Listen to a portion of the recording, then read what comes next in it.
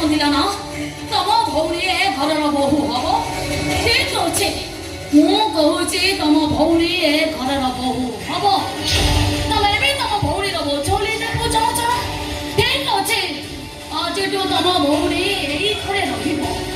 କିନ୍ତୁ ଆଦିତ୍ୟ ଭାଇ ଦିନ କେଇଟା ପରେ ତାଙ୍କ ହାତରୁ ଶଙ୍ଖା କଲି ତାଙ୍କ ମାଥାରୁ ସିନ୍ଦୁର ମୁଛିଦେବେ। ମୋ ଅବସ୍ଥାରେ ତମ ଭଉଣୀର ହବନି ସେ ଗ୍ୟାରେଣ୍ଟି ମୁଁ ଦେବି।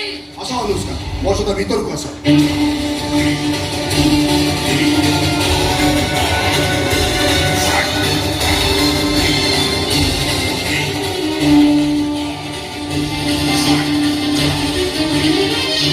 ଅନୁଷ୍କାକୁ କାର୍ ଭିତରେ ଏଇଭଳି ଅବସ୍ଥାରେ ପାଇଁ ମୁଁ ତମକୁ ଗୋଟେ କଥା ପଚାରିବି, ତମେ ଅନୁଷ୍କାର ଭାଇ ନା ଗୋଟେ ରାକ୍ଷସ?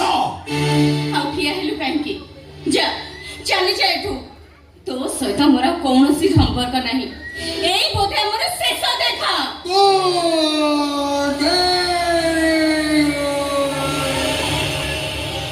ହଉରେ ତୋ ଦେଇର ବାହାଘର ଠିକ ହେଇଗଲା।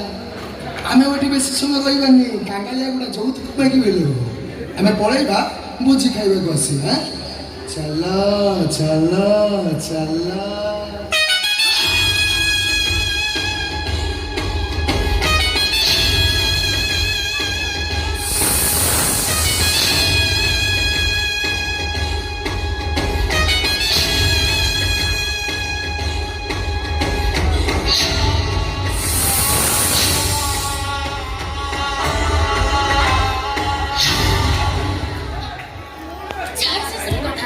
ବଡ଼ ଭାଗି ତ ବୁଝି ବୁଝି ସେ ବାହା ହେବାକୁ ରାଜି ହଉନାହାନ୍ତି।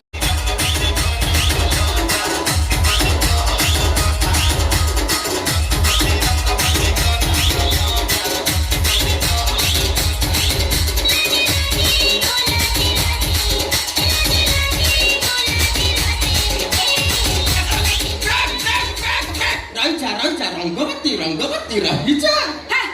କାଣ ରଙ୍ଗବତୀ ରଙ୍ଗବତୀ ହଉଛ ମ? ମୋ ନାଁ ଯାହା ସେଇଆ ଧରିକି ଡାକିଲେ ମୁଁ ଶୁଣିବି ନହେଲେ ନାଇଁ। ମୋ ନାଁ ତ୍ରିଭୁଜ, ମୋ ବାପା ନାଁ ଚତୁର୍ଭୁଜ, ତୋ ନାଁ ହେଲା ପଞ୍ଚଭୁଜା। ପଞ୍ଚଭୁଜା? ପଞ୍ଚଭୁଜା କଣ? ମୋ ନାଁ ପରା ଦଶଭୁଜା। ତୋ ମନକୁ ଦଶଭୁଜା? ତୁ ଗୋଟେ ଦୁର୍ଗତି ନାସିନୀ ମା ଦୁର୍ଗା? ହଁ, ମୁଁ ଦୁର୍ଗତି ନାସିନୀ ମା ଦୁର୍ଗା। ତମେ ହଉଛ ମହିଷାସୁର। ଦିନେ କମ୍ପିବ ବାସୁକି ଟଳିବ, ଇନ୍ଦ୍ର ପୁରୀ ହବ ଥର ହର।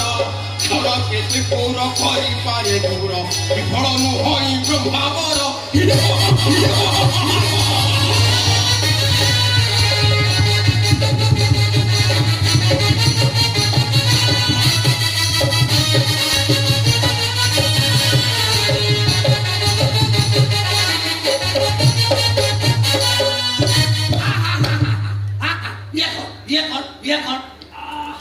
ବହୁ କେତେ ଥର ମୁଁ କହିଛି ଯେ ଗୋଟିଏ ବୋଲି ମୋର ପୁଅ, ତାକୁ ମାତ୍ର ବେଶୀ କେତନ, ତାକୁ ଦୌଡ଼ିରେ ବାନ୍ଧିକି ଏମିତି ଟଣା ଉଠରା କରନି। ଆରେ ବର୍ତ୍ତମାନ ଯୁଗରେ ସମସ୍ତ